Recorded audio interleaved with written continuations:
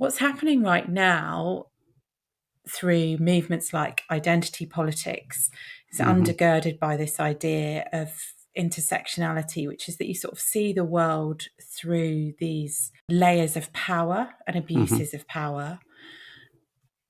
And essentially, it's a grievance mindset. So the more layers of victimhood that you can lay claim to, the more powerful your voice is in the cultural moment. Yeah.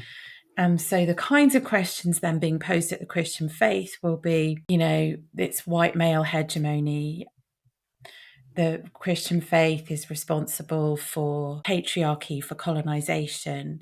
It's oppressive to sexual minorities. Questions about race and power, questions about whether the Bible really can be trusted on moral grounds, like how could God have commanded war, and those sorts of moral questions about God. And so navigating those questions, I think the beginning, the fear of the Lord is the beginning of wisdom, says Proverbs. So fearing the Lord, I think, means that we need to apply the scriptures to the actual real questions of the day, not the questions of 10 years ago or 20 years ago or our parents or grandparents.